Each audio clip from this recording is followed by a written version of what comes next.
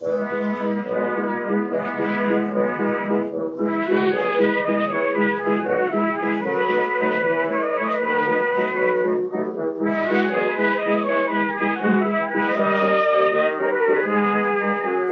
to Lawmen, a podcast about local legends and obscure curiosities from days of yore. I'm James Shakeshaft. And I'm Alasdair Beckett-King. And this is a recording from our little live trip out to the Leicester Comedy Festival. 2022. Thank you very much to Next Up and the Leicester Comedy Festival. And thanks to the law folk who came out and watched. And actually, thank you to us. We were really there in person. Yeah. And my associate James here shared a Leicester story, The Curse of the Silk Slippers. It's a tale of a man with looks that could stop you in the street. Mm. And I mean that in more ways than one.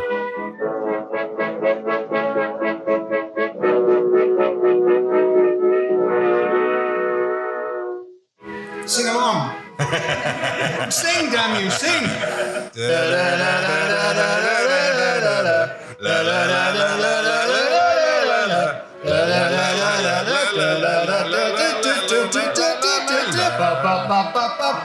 Also, this is the full version of the song that you never hear. You don't know this bit. This has got the rap section in it. There's a big rap break in the middle. All right, Matt, I think you can fade that out. It goes on for another 3 hours, so thank you. Hello, law folks. How are you? Yay! Good. That's an open-ended question, James, but they handled it well with a yay. Yeah. Law folks on the stream, how are you? Good afternoon. Are we saying that? Yeah, good law. I prefer good lawning, but here it's afternoon. For the one or two people who may have not heard the podcast, we tell stories about folklore, and I don't think we take the mickey out of them. No, we're very respectful. We look for the funny bits in them, and there's plenty in today's tale, which is from Loremen. Lebanon? Not Lebanon. It's not Lebanon. It's not Lovenham. Is it like a sailor saying love a nun? Or a land-based nun, maybe, like a landlubber. Like a nun lover? Yes. Yeah. No, it's not. It's simply a town. It's not a really sexy nun, really? Okay. No. Now, near Lebanon is a hall called Papillon Hall, which is a French word. It's okay. For butterfly. Oh, good. That's the Steve McQueen film about butterflies in jail or something. I've not seen it. Yeah. Really hard to arrest a butterfly. Very difficult to get the handcuffs on. Yeah, and if you arrest a caterpillar and then they change into a butterfly, can they get out? Or would they be like, oh, no, it wasn't me. It was a caterpillar did this crime, and I'm clearly a butterfly. It'd be very hard to do a lineup with like 4 caterpillars and a butterfly. Well, yeah, 3 caterpillars, a chrysalis, and a butterfly. Which was the one that mugged you? It was a human. Had you only said that at the start, fine. I wouldn't have arranged this, at great expense, a butterfly-based lineup on the assumption that a butterfly committed this crime, James. But no, this is Papillon a hall. Hall, you say? Yeah, and it's a hall. It's not even an actual butterfly. It's a building. What? I know. You know what? The building, you know what shape it was? It wasn't butterfly shaped. It was octagonal. What? It didn't even have like 2 wings? No. Which is something that buildings and butterflies have in common. Yes. This Papillon Hall was built by a chap called David Papillon. I don't think he really built it himself. I think he paid a bunch of people to build it. In 1624, and it was substantially altered in 1903, and it was even more substantially altered in 1950. It was demolished. Wow. That's about as substantially altered as a thing can be. Yeah, I think we can all it? agree that's a substantial alteration. Yeah, we're going to knock through that wall and that wall. Pretty much all the walls. All 4 walls. And then the roof will probably take care of itself. Yeah. Sorry, correction. All 8 walls. It's an octagon. It's an octagon. Who we're talking about now is David II. David Papillon II, the Daviding. He's the great-great-grandson of the original David Papillon, and he's got AKAs. Of course he has. I love an acca. He's Acca Pamp. Pamp? Pamp? Also known as Old Pamp. Presumably in his later years. And also known as Lord Pamp. Lord Pamp? He's Mr. Pamp. He's the Pamp King. The Pampster? Yes, he's the Pampmeister General. Yes, if he was a type of nappy, he'd be a pamper. He was devilishly handsome, seemingly literally mesmeric. Oh. Yeah. He could fix people, and not in a good way, like you would fix a table or chair. He'd fix them like he'd freeze them, like set them, like in a way that when you cure meat, that's not a cure. If anything, you're making it worse. He could fix or set people. You just look at them and they wouldn't be able to move. I'm looking at the camera to give the people at home an example of what looking at would be. And if it, imagine, someone's computer is now buffering and they think you're a magician. He once had a problem with some men ploughing a field. I don't know how you can have a problem with the methods of men ploughing in a field. He found it very harrowing. Thank you for coming. That's the end of the show. Thank you very much. Yes, he had an issue with how they ploughed this field, so he fixed them, and they were stuck until sundown when he released them. I don't know how that solved the problem. That just meant that they were there the whole day. Not ploughing. Yeah. Maybe he was like, I just want you to plough at night or something. Or you're ploughing too fast. Slow down on your ploughing. Plough. Calm down ploughing. One time, old Pamp was getting robbed by a footpad. Do you know the term footpad? Yes. Does anyone else know the term footpad? I knew you'd know. Of course. I'm not going to define it, though. Carry on, James. A footpad? I have definitely heard it before. I would say it's probably a variant on a cut purse. It is. It's a street-based thief. So as a highwayman would be on a horse, a footpad would be on his feet. Yeah, like basically. A pedestrian criminal. Yes. A mugger. So if you think like a highwayman on a horse, that's like your internet fraudster. They're getting you from afar. And a footpad is like a mugger. They're up at you. And they're actually more dangerous, a footpad, because a highwayman, when they're finished mugging you, they just ride off on a horse. They can make their escape quite quickly. A footpad needs to incapacitate you in order to make their escape. I thought you were going to say, like, you know when you say goodbye to someone, but then it turns out you're walking the same way. And you're off to do the same mugging. Are you also going to... Oh, okay. Right, fine. Oh, I've got some false etymology. Would you like some fake etymology? I love some photemology. Footpad, not only would they mug people, they'd also rob your belongings from your pack horse and or cart. So they fitted a lock to these things, which was called the padlock. That's not true, unfortunately. Right. It'd be lovely if it was. That's what I read, and then I looked it up. Yeah, the last time we talked about this, you told me you discovered some amazing etymology, and I said, I bet it turns out not to be true. I just want that to be on record that you looked at it, you checked, and it wasn't true. It wasn't true. Even though he didn't tell me what it was, I already knew it wasn't going to be true. Footpad is first used in around 1680. Padlock is first used in the 15th century. So, what were they locking up in the 15th century? Lily pads. I don't know. But the OED, Oxford English Dictionary, does not know what the pad bit of padlock comes from. Oh. So it's not just me that doesn't know things. This footpad tried to rob him, and he fixed him good and proper, set him there, and so cockily, he put his purse of wages that he was bringing back from Market Harborough, put it down on the floor in front of the guy, and then rode off home, and then sent his groom to come pick up the purse, and the groom picked it up, and then the robber was released from the spell. Wow. That's really showboating for an audience of 0. Yes, really. Apart from his footman, who is there to check that he even did that? Or is the guy sort of locked behind his eyes, staring at the money the whole time, being like, oh, if only I hadn't been frozen? Is that the idea? I guess it's some sort of punishment, yeah. Yeah, that sounds awful. This Pamp, not that nice a guy.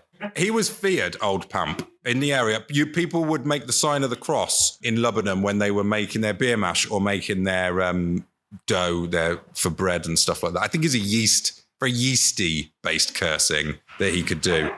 He married in 1717.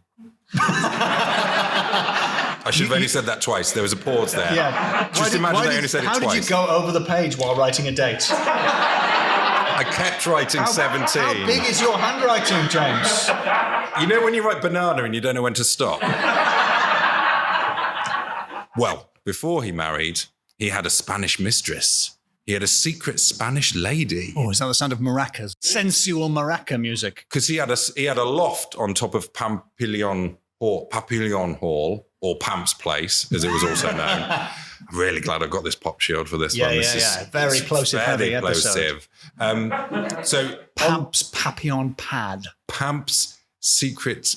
Oh, no, I can't think of a saucy word that begins with P. What's a saucy word that begins with P? Not the obvious.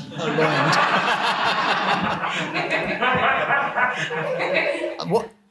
Oh yeah. Hey, it's not a bleepable It's not that saucy. one. It's not that. It's not the sauciest of words for it. No. On top of his octagonal hall, there were 4 gabled attics. I looked up gabled. It's the triangular bit in a roof.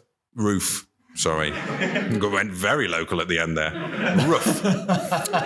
And one of them was bricked up, apart from a small door, and that was Pamp's attic. In Pamp's attic, he'd squirreled away his Spanish mistress. She never left Papillon Hall. She would do her exercise on one of the other 4 quadrants of the roof, and she died in 1715. But there's no grave of her around. Oh. But before she died, she left a curse. She had some very fancy shoes. Pumps? Yes, Pumps. Pamp's partner's pumps. These shoes were accursed. They're brocaded slippers. Everything was brocaded in those days. You almost never hear about clothing if it's not brocaded. Yeah, if it was simply 2D. Brocaded is that sort of, when it's got the pattern but it's raised up, like the wallpaper that I had in my student house. That was horrible. And the previous person had picked off the flowers. Oh. Horrible it was. One time, the landlord installed new blinds, not nice Venetian blinds like in here, the vertical office blinds, the ones that are made of the cream fabric. Yep. He whooshed them shut and said, look, it's great, the light still comes in. That's not a selling point for blinds.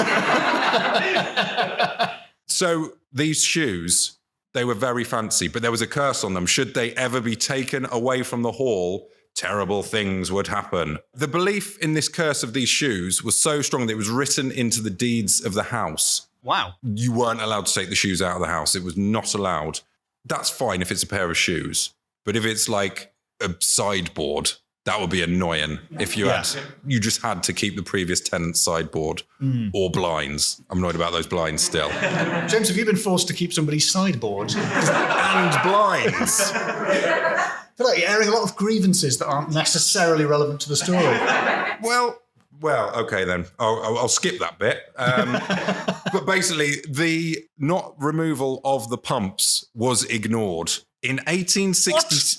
Yeah, I know. Even though it was in the deed? Even though it's in the deed, 1866, the owner, George Bosworth, he died, and he bequeathed these shoes to his daughter, who lived in Leicester. The new owner, Lord Hopetoun, or Hopetown, was disturbed by loud crashes and deafening noises coming from his drawing room. So much so they couldn't use the drawing room.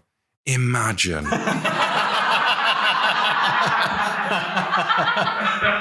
I'd hate that. Yeah, if there was a whole room that you can... I mean, the modern equipment would be like, I've got a noisy drawer that I can no longer use. They tracked down the shoes, they got them back, and they were finally able to use their drawing room again. Ooh, fee you. Happy ending. It was all at the appropriate volume. And then there was a later owner, Thomas Halford. This guy, Thomas Halford, he lent the shoes to an exhibition in Paris for a whole year. She's not going to like that. No. The ghost. She did not. The whole family had to move out. There was such a kerfuffle. And they couldn't get the shoes back earlier. They had to go for a whole year for some reason. Evidently, that contract was stronger than the original deed-based contract. And so what he did was he installed a strong cupboard with a little grill on it. It was fireproof, even though it had a grill in it, which is not just a pun, but also is a cupboard with a hole in it. That can't be fireproof. Basically, they've got the grill so you can keep an eye and check the shoes are actually still there. And they're locked up. That's all good. Until... These days, we probably have a baby monitor set up, just watching the shoes. Yes, you would. Yes. A baby monitor for shoes. Yeah, that's a good idea. Just a good idea. It's just a practical suggestion. You can't take that. Anyway, this is copyrighted. Shoe view, we could call it. Shoe view, yes. That's good. Yeah. Definitely cut that out.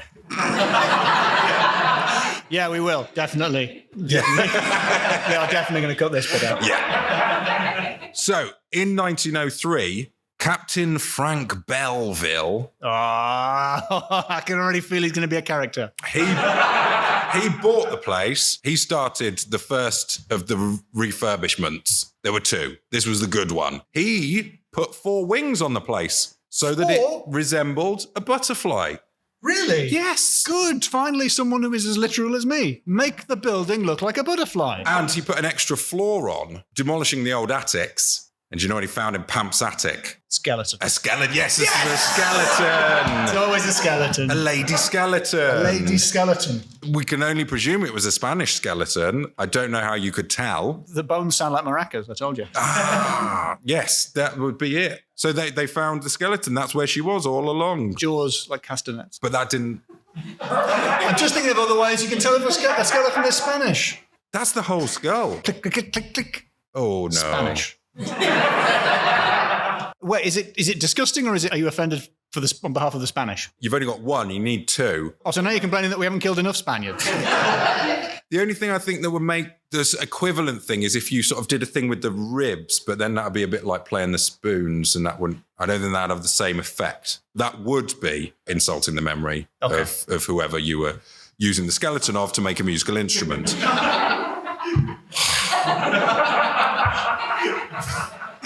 I love the way James just gave me a look as if to say, they're a bit hard work, aren't they? I mean, really? Blimey. A 10-minute long skeleton instruments aside. What do they want? Yeah, and during this, old Belleville, Captain Belleville, he had the shoes. He was not a scared person. He didn't have... He's a sea captain. He's seen it all. Yeah, well... He's punched a manatee. Really? I assume he's felt the briny spray. That is enough. Of the sea. Not the manatee. Not the manatee. Even though a lot of people think the manatees are the origin of the mermaid myth. Yeah. It's a different story. Just the sexiest manatees, obviously. Yeah. Manatee, manatee. Something's going to happen, that's all I'm saying. Yeah, he was not superstitious. You could take all the toe bones, throw them into a kettle drum. That would work. And then a 1, 2, 3, 4 with the thighs. Yeah. No, not having it. No, nothing. There is. I thought if we left a gap, we might be able to return. Triumphantly return to the Spanish skeleton used to produce music theme, but no. Don't know. Okay, then. He didn't keep the shoes in the house. He had them taken to his solicitors. Do you think some bad stuff happened? Yeah, it did. Oh. Big time. His pony trap, which is a type of cart. It's a type of cart. He's not hunting ponies. The worst thing about it is when it's caught one and you have to just take a massive trap with a dead pony in it out to the garden and just like... It was a humane pony trap. Oh, okay. It's just it's a big cage. It's actually... With just some sugar lumps at the back. Just a narrowing tunnel and the pony can get in, but it can't get back out. Yes. Yeah. No, a pony trap is not that. A pony trap is like a mini cart, I guess. We all knew. We all knew. We all knew. I was deliberately misunderstanding. But his one with him in it overturned and he fractured his skull. Ooh. Yeah. Wow. So he got those shoes and put them back. 5 years later, he lent them to Leicester Museum. Come on, Cappy. I know you've got a fractured skull, but come on. He's obviously forgotten. And so he lent them to Leicester Museum. He fell off his horse again and fractured his skull again. The same skull. That self-same skull. The very same skull. It's not going to be able to be used as a musical instrument afterwards. He's not thinking of the resale value. You don't want that on like a sort of a drum set kind of thing made out of skulls, and one of them's this skull's flat. Can you tune up the skull, please? That got more. Yeah. Now we're obliged to leave all the rest of it in. We can't cut the rest of it out now. But it's saving my burgeoning business, which is musical instruments made of human skeletons, which is what I'm secretly pushing. Yeah. Have you got a good pun name for that business, James? Not yet, but I will think about it and put it in the edit at this point. And I will use that laugh. No, and the hall also caught fire in 1908. 2 servants died, minimum. Minimum 2 servants died in this fire, and 3 ponies were struck by lightning. Easy targets being in the trap. Because they were trapped. They were all in the same trap. So, yeah. It's not as odd as it sounds. Yeah. Yeah. So they put the shoes back in the case. Yeah. And they chucked the key in the pond. According to the son of the stable hand, Len Beanie, they threw the key in the pond. The Beanster. Len Beanie Jr. During World War II, it was used as a base for American servicemen. And if we've learned anything on this podcast about American servicemen coming over here to our stately homes, they are not respecting the past. They broke open the case, and on 2 occasions, shoes were taken. And on 2 occasions, the person who did it died. Wow. Yeah. Not once, but twice. Incredible that someone would die during the Second World War. Just amazing. And they're in the army as well. What are the odds that a soldier would die chances? in the war? When normally an American soldier would be getting our skeletons, falling in love with them, and then playing the rock and roll. Yeah. That's a lengthy callback. But it works. Yeah, so that time those American soldiers had sex with those skeletons. Yes. That is a callback to an allegation made by us that is no way you can't proven. Distance yourself from our own allegation by just...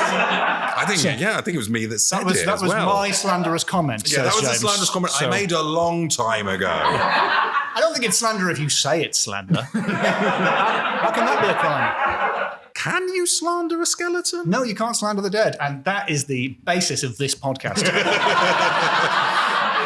They lost a shoe as well. In that whole kerfuffle, one of the shoes was Sometimes lost. I forget how high the stakes are in this story. Yeah. They lost a shoe.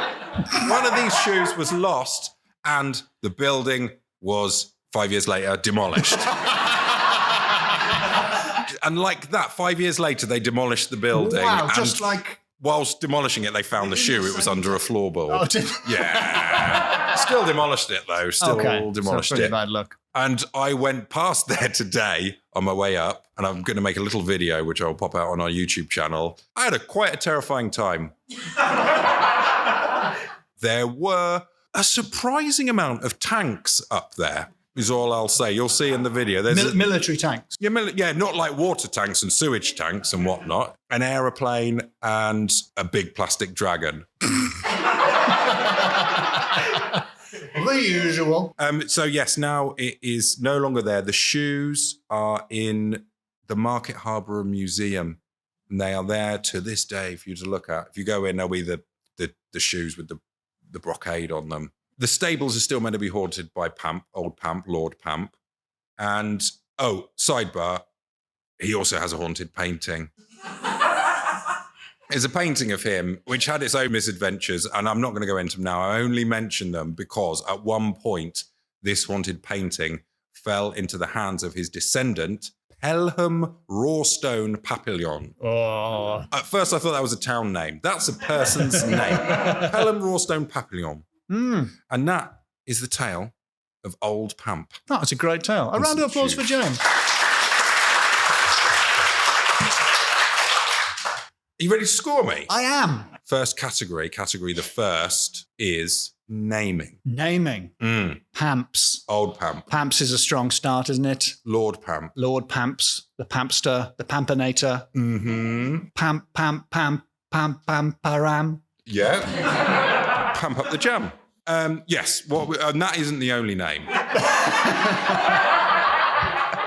But I have forgotten the others, so remind me of some of the... Pelham Rawstone Papillon. You've said that so interestingly, I have no idea how to pronounce it. Pelham Rawstone Papillon. Papillon. George Bosworth. George Bosworth, nice, solid name. Len Beanie. Beanie. I can see the bean on the page there. Captain Frank Belleville. I like Captain Belleville. And a Spanish lady. And what would her name have been? Mrs. Maracas. Signorina Maracas. Oh, yeah, Senorita Maraca. Not married then. Okay. No, she was his mistress. She was his mistress, of famously. course. Senorita Maracas. I'm not sure I believe that was really her name. So I'm going to say it's a 4 out of 5. Okay. But if you'd got a really funny Spanishy name, that would have been 5. I've only got funny male ones because you can always prefix them with senor. So whatever they are, you can say senor. Senor Beanie. Yeah, it works. Yeah. It works for any name. Senior Maracas. Have you? Maybe. That was an actual joke. I don't know what you're complaining about. That was the first actual joke we've done in months on this podcast. 4 out of 5. 4 out of 5, fair enough. Okay, second category, supernatural. Oh, well, poltergeists are supernatural. We got a load of poltergeist. Yep. One of them prevented a drawing room from being used for the purposes to which we all know drawing rooms were conventionally put. Withdrawing to, actually. Withdrawing. Is that it? That the is withdrawing room. I didn't double look it up, so I'm not going to say yes, but Yeah. yeah. Were they That's just what it for means. introverts? Was it just a room for introverts? Yeah. Nice. What else is there? There's multiple poltergeist instances. Cursed shoes. Cursed shoes. The ghost of Pamp still haunts the stables. Yeah, and if you were in any doubt as to how cursed the shoes were, they tested it 17 times. Yeah. And every time the curse came true. No one believed it. That's Yeah. how cursed they were. And the fixing, the supernatural fixing. Yeah. He could fix people. Magnetism. They used to call it Yeah. magnetism, didn't they? Yeah, his mesmerism. That's pretty good. That's a lot of supernaturality. I don't know. I think it's a 5. Yeah. Some strong nods there. Yeah. People at home. Yeah, it's 5. Yeah, they're nodding their laptops. They're nodding. Yeah, they're bending the screen to make it nod. Now that'd be making us nod. It's 5. That's how everyone agrees on a Zoom call, though, right? When you're in a Zoom meeting. You nod the screen. Yeah. Good. 5 out of 5 for supernatural. 5 out of James. 5 for supernatural. And then we have the category of plosives. Plosives. What if someone isn't as clued up on word terminology? What is a plosive sound, James? A plosive sound. A plosive sound. It's a P. Plosive sound. It's a P or a B. That's about it, I think, isn't it? P, B. Yeah, it's one of the ones where you shoot plosive. You shoot some air It's straight out of your mouth into a microphone, causing bassy problems. yes, it's where you have sealed your lips and then you release that seal in an explosion. We've got pamps. We've got Pamps, we've got Papillon. Papillon, that's 2. We got Len Beanie. Beanie. Beanie and Belleville. Pamps. Thomas Holford, no. Come on, Holford! We got George Bosworth, Nice. who bequeathed the shoes. Yes, but These- bequeathed. Slippers. We've got all of these and no more. It's pende, which I think is the Greek word for 5. Ah, yes. And it's the only P5 I could think of. Himp. My God, Pimp, of course. I'm so glad we created an environment where someone can just say, with a questioning voice, pimp? And for everyone else to go, yes, Pimp. Finally. of course. like Archimedes leaping out of the bathtub. Pimp! Okay, so pimp for plosives. And then Pimp my out of final pimp category. for plosives. And I... You're not looking confident. no, For the because benefit of the tape, let the record show that Shake Shaft is looking nervous. I was confident it was a clever category, but then I've thought it through and I'm hoisting myself by my own petard. Petard. Petard, another one. It is Too Pamp, Too Furious.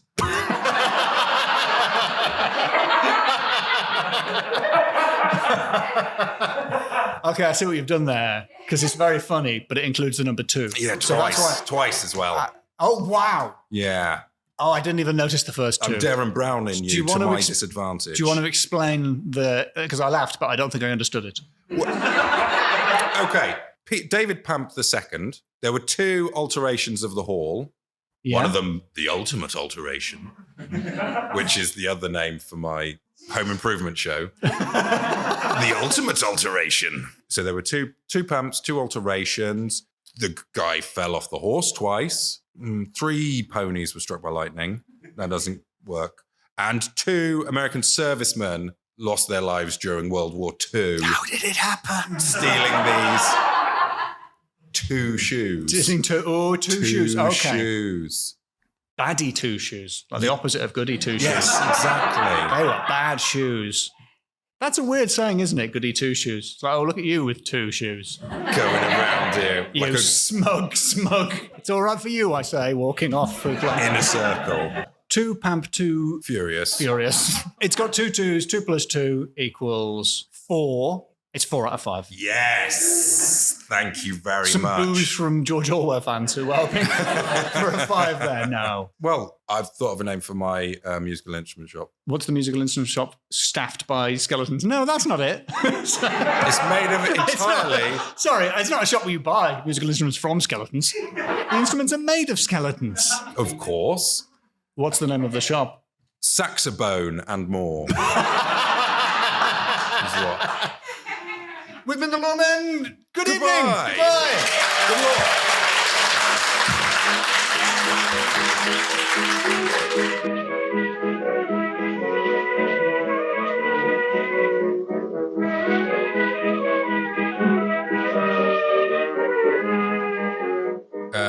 Yes, obviously, I've been writing down names of skeleton-themed music shops. Obviously. Tibias and tubas. Excellent. Or clavicles and clavichords. That's kind of the same idea, done 2 different ways. Yes. Piano muerte. Oh. And whatever name we go with is going to have the byline, putting the bone in trombone. If you want to tacitly endorse any of this nonsense, you could do so on patreon.com/lawmenpod. Do it. Where you'll get access to bonus episodes and early access to field reports, including one where I go to the ruins of Papillon Hall. Thanks for coming. Thank you for watching on the stream, people on Next Up. It might be no one. You might be talking to no one. It's not actually Next Up. It's what it is it's like a baby monitor for shoes. And it's available in the lobby, along with saxophones and sorry, I've made myself laugh. Shoe View. It's called Shoe View. It's called Shoe View. I am the only investor and customer for Shoe View. Goody 2 shoe views. That could be some sort of marketing slogan. Maybe a discount, yeah. Yeah, you buy 2. You have to pay extra if you wanted to look at 2 shoes. Yeah, you can only look at 1 shoe at a time. The entry level is just for 1 shoe.